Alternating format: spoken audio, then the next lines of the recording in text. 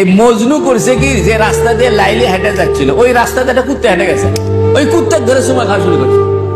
মানুষ কই কেরে কুত্তাকে চুমা খাও, ওই এই দিক দিয়ে আমার লাইলি গেছে, লাইলির পাও যার উপর দিয়ে গেছে, এই কুত্তার পাও তার উপরে পড়ছে, এই জন্য কুত্তার আমার মহব্বত লাগে।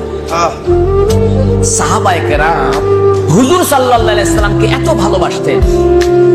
নবী সাল্লাল্লাহু আলাইহি সাল্লাম নখ কাটছেন জুমার দিন, বুঝছেন? হযরতে মুআবিয়া রাদিয়াল্লাহু আনহু বলতেছেন মৃত্যুর সময় ইজিদকে ডাকছে, ডেকে বলতেছে, বেটা আমি তো দীর্ঘদিন রাষ্ট্রীয় দায়িত্বে ছিলাম,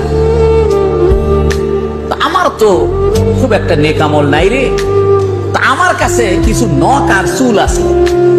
ইজিদ বলতেছে, আব্বা এটা কিসের নখ? হচ্ছে হুজুর সাল্লাল্লাহু আলাইহি সাল্লাম একদিন নখ কাটতেছিল, তা আমি এই নখ গুলো তুলে তুলে রাখছি। বলতেছে আমার